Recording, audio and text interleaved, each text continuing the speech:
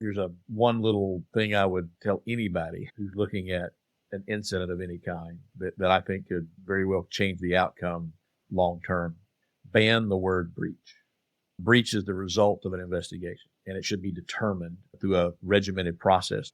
Maybe let legal make that determined. For everybody else, I don't care what you call it, in your emails, in your text messages, all these things that could become discoverable at a federal investigation, don't use the word breach. This is High Stakes from Jarrard Inc. Today, we are talking about cybersecurity with Barry Mathis. Barry is a principal at PYA, where he puts his 3 decades of experience as a chief information officer, a chief technology officer, and other roles. He puts it to work helping healthcare clients plan, develop, and implement complex IT solutions. As part of that, he spent a lot of time working on helping healthcare organizations reduce risk and avoid, or worst case scenario, minimize the fallout from cybersecurity incidents. So Barry joined me and Dan Schlacter, a vice president in our health services practice here at Jarrard.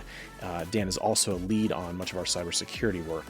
And we talk about the best practices and the role of communications both before and after an incident. If you're interested in learning more about how Jarrard can help your healthcare organization respond to a crisis, or even better, prepare for one before it happens, head over to jarrardinc.com/contact and get in touch. Let's talk about cybersecurity, an unfortunate but necessary topic of conversation. I think our audience overall is pretty familiar and pretty comfortable with what's happening in sort of the healthcare cybersecurity landscape these days. But Barry, if you would, just take a minute to talk about anything that's new and upcoming, any nuances that may be different from where it was a year or two ago. So the last couple of years, I've seen a huge uptick in just people being concerned. We've had too many hospitals go through a cyber attack. So we're having to put better plans in place for those. Aside from that, specifically, just in the last 2 years, I've seen a huge swing and as evidenced by what's being reported and even what's being discussed in the dark spaces, in the dark web. Rural hospitals are a target. Some of it happened in a little uptick and bubble right after COVID was over, and during COVID, there was a gentleman's agreement among thieves that we won't attack hospitals because we may need those hospitals. And with the exception of the Children's Hospital in Czech, whom they saw fit to go ahead and attack immediately during COVID during their weakness, there wasn't a ton of activity. But what I believe there was a lot of infiltrations where the bad actors were in place, but they hadn't actually pulled the trigger. And then rural hospitals became a target right after that because rural hospitals had some money based on some of the relief funds that were going in so they could pay for ransoms. They didn't have some of the same tools, the expensive tools that some of the other hospitals had. They just were easier targets. That's continuing. And to the point that we've seen 2 or 3 of the large advanced persistent threat groups come out and say that they're turning towards healthcare. They've been in other industries for years, and they're now looking at healthcare as this is a place that we can make some money because 95 or more percent, I can't quote the Verizon report exactly, but it's above 90%, are financially motivated. It's all about the money. And those who are in the business to make money have determined that healthcare is a good space in which we can make money. Adding a bit to the question of what may have changed in recent years, one thing that I'll call out there is the proliferation of partnerships among healthcare providers and all points within the healthcare industry. And so it's highly unlikely at this point that we have a self-contained healthcare system. You're working with different vendors, you're working with different partners. There's a lot more parties involved in the process, and that means more access points, more need to protect your information, understand how that information is being shared, what is going to who, and also making sure that everyone is trained on how to be safe. In terms of things that folks may be missing, I don't think it is that different than your average patient with preventive health. It is not something that people want to think about in general in terms of a cyber threat. It's easy to avoid. There's plenty of other things going on in your day-to-day operations that do have very pressing demands on your time. And so it's easy to put to the side and say that we will deal with it if and when it comes up. And so I think that's probably one of the most common mistakes, is just not prioritizing it ahead of time so that you can take the appropriate measures to be in a position where, should something happen, that you are able to react to it quickly and appropriately. If I can add, the two most common areas that we see the biggest gaps as we go out and do risk analysis assessments. One, everybody knows education is important, right? But for some reason, a lot of providers are still stuck in their accreditation type education. The IM Chapter 7 of JCO says you must provide HIPAA education. The HIPAA rule says you must provide HIPAA education. And it's the same HIPAA education. It hasn't changed a lot. It doesn't include some of the things that cyber attackers use as phishing lures, we call those. It doesn't include what do you do in the event of you suspect something. If you're within the sound of my voice and you're a CEO or a COO or a CIO, and the answer to the question is yes, we do HIPAA education once a year, then you are woefully behind the eight ball on that one. It should be a weekly, if not a monthly sort of thing, where there's tons of reminders. Somebody's watching what's going on in the industry and translating that into education, real-time education. That's how you're going to stop a lot of attacks, by simply cutting it off before it happens. I like your comments there, Barry, especially around this concept of, we have maybe checked some boxes in terms of preparation, maybe it's HIPAA training or what have you, or even we have a crisis response plan on the shelf.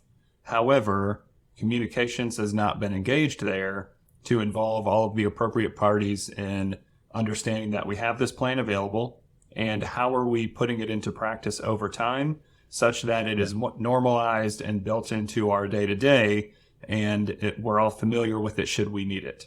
And hopefully we're so familiar with it that we're doing the small things and the big things on a daily basis that will help to prevent us from needing it.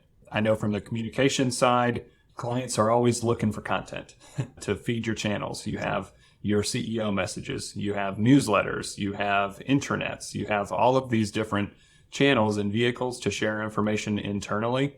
And the communications team is usually hungry for stuff to put in there, sharing security information, HIPAA updates, what to do with certain types of emails should you receive them, tips and tricks. We have a lot of opportunity to keep all of this fresh in everyone's minds, but it only works if that plan is not stuck in a drawer somewhere with the only intent to bring it out should it be needed. Excellent points. We see a lot of testing for plans, and these are the folks who they've done planning, it's there. And so now we're moving into, okay, let's see how they're testing it.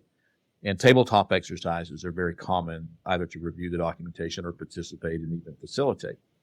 But it's interesting how many tabletop exercises, when you get an hour or two into it, you ask the question, where's communications in this? And I'm not a communications expert. I'm telling you this as just a disinterested third party that sees this as a problem. And the answer is, we let our marketing, public relations people, they're part of this. They have a message that they put. I said, how do they know, if they have canned messages? Yes. Okay. Well, who do they work with? Well, no, it's internal. And I'm always a little confused and somewhat concerned for those clients, because if my plumbing breaks at the house, or I call a plumber. If my air conditioner goes out, I call an HVAC person. If I have a landscaping or foundation issue, I call a civil engineer. It's somewhat puzzling sometimes that someone feels like they don't have to reach out to a third party to say that this is what we do as an expert. We communicate. We help you develop your message and things. So that's a gap, I think, in even some of the plans that we see.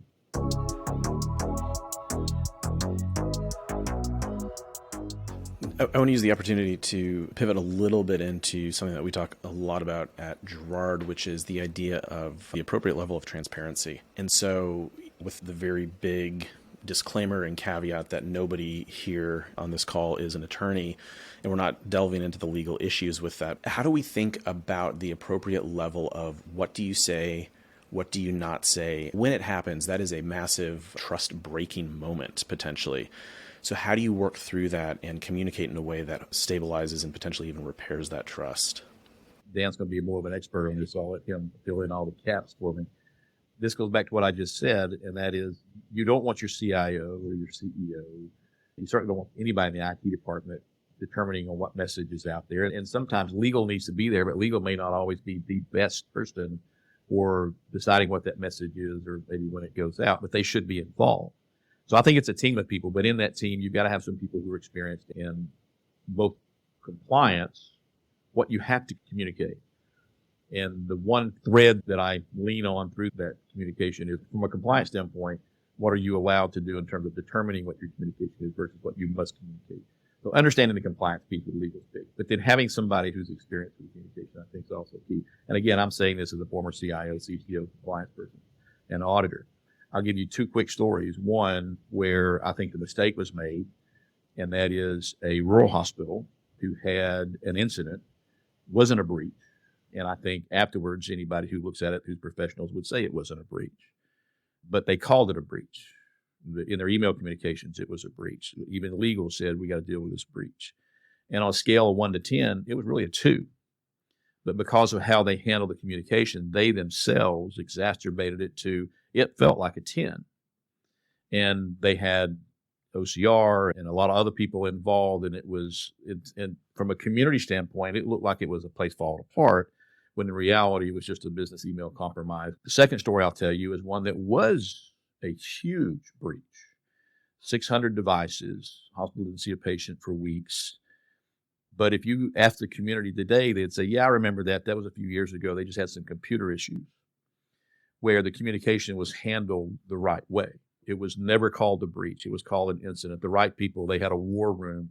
Things didn't go outside that war room. They had people guiding them in that. And it was a massive breach, from my opinion, but somewhat quiet around the community and even in the industry. Ultimately, it came out. They got some fines and got some attention, but nothing like what it could have been if they had handled communication.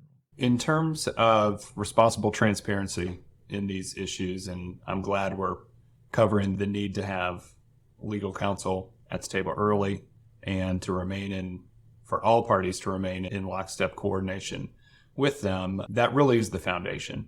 I think a coordinated working team that is guided by an objective and understanding. The level of transparency, as Barry mentioned, is going to be influenced by the specifics of the incident and the due diligence that goes into understanding what that is. And it's also highly likely that over the course of an investigation, of course, new information is going to come to light, and there will be some additional understanding of how we need to respond because of that. And all parties need to have access to that information in order to operate appropriately. And that's not going to happen unless you've got the right folks at the table. But when it comes to the level of transparency, that also can be a cultural question for an organization. How much information are people accustomed to receiving from them? Are their clients and customers accustomed to hearing from them at all, or are they accustomed to hearing from some other entity? So we need to understand those voices and channels in order to dictate our role in transparent communications, because when it happens successfully, people see themselves reflected in the information that they receive. When it comes to a data incident, people tend to have a relatively visceral reaction. It's a scary thing. You hear personal health information, personal identifiable information, and the wheels start spinning and you imagine the worst. Now, however, if we appropriately provide the information that says, here's what we know, here's what it means to you, and here's what to do next, and that information is tailored to that audience's role and level of engagement, then we have answered a lot of their key questions. Even if it's just that they're going to receive some additional information in the coming weeks, and here's where to go, because their first response is going to be, what does this mean to me? Why are you telling me? And what do I need to do next? All right, so Barry, understanding what Dan's talking about here, what you've talked about, knowing the level of transparency that we need to have in any given situation, how to coordinate all the different messages and all the different people involved, that takes a plan. So we sort of kind of danced around the idea of you've got to have a plan in place for a crisis. But you had mentioned before we started recording that you've got a specific story that sort of exemplifies how this works. So I'd love for you to jump in and talk about that a little bit. There was a period of time for a year or so that I was the chief technology officer for Ochsner Health System down in New Orleans. And I came on within a year or so after Katrina. And as the CTO, obviously I wanted to know about the disaster recovery plan that had gone through some drastic changes based on lessons learned through Katrina. And the CIO, we talked about that big plan, and you could not have planned for what happened in New Orleans for Katrina. There was no plan for that.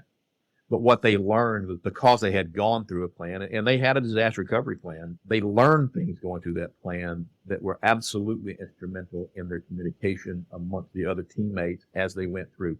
A lot of it they did on the fly. The bottom line is when something like that happens, you'll figure it out if you've got the right people around you. But because they had put some thought into it, they had developed a written plan. They had a very good start on where to go and what to do and who to call. It was not a play-by-play book. It was not used as a play-by-play book. But the value of going through creating that came into play as they figured it out, and they did a great job. Something else that we've not covered yet is that I think there's a common misconception that preparing for a data incident is a highly specific and only highly specific endeavor. And while it is, because data incidents are highly specific scenarios, because it touches every corner of your organization, it also allows you to uncover other areas to improve. And what you see is a lot of value add from going through the process, because as Barry has mentioned, you literally and figuratively bring everyone, all the key players to the table for a conversation around what would we do in this incident? How would we make it through? And that's going to lead to optimizing of practices, higher understanding of who is doing what, where our stress points are, where our friction points are. And what we see often is that solutions that are deployed either in preparation for or during response to a data incident are often retained for just standard communications and operations afterwards, because we're identifying efficiencies, we're identifying opportunities to improve, and we're getting a lot of feedback from key players on our team within and without the organization. And that allows us to operate at a higher capacity moving forward. So, As we wrap up the conversation, is anything else that we've missed? I'll give you the last word, Barry. You're the guest. So yeah, Dan, you're up. one thing we've not discussed, and that I don't know if it would be news to your average healthcare administrator, is that your physicians are probably your biggest source of gossip. And so if you are wondering how informed they need to be when there's a data incident, they need to be informed because they're going to be talking, and they're going to be likely talking to a lot of influential people inside and outside of your system. So we want to make sure that they are on message and that any information that they might be sharing is stamped for approval by legal counsel and others. Go ahead, Barry. No, I was going to ditto on that exact comment. There needs to be a protocol. If you wait till this happens and try to figure it out, it's not going to happen in any way that's going to make you feel good towards the end. What kind of preventive measures are you taking? But I tell people all the time, you could spend millions of dollars on some of the most advanced tools out there to prevent a cyber attack. But all it really takes is the right kind of an email that goes to the right person in the organization, and they click it, and you're going to have something that happens. Now, how far it goes, ask 10 people, you'll get 10 different answers, depending on what's involved in your other protective measures. But educating your staff is the single biggest gap that I see out there. It's one of the best ways to prevent it going forward, because if you look at the vast majority of the breaches that occur today, they don't occur because somebody in a basement hacked into a computer system. They occur because somebody ran a very good social engineer and phishing campaign, gained access to an email and or an ID, and then use that to exploit the rest of the incident. So educating your staff is, in my opinion, the single best thing you can do. And it's by far the cheapest of the other options.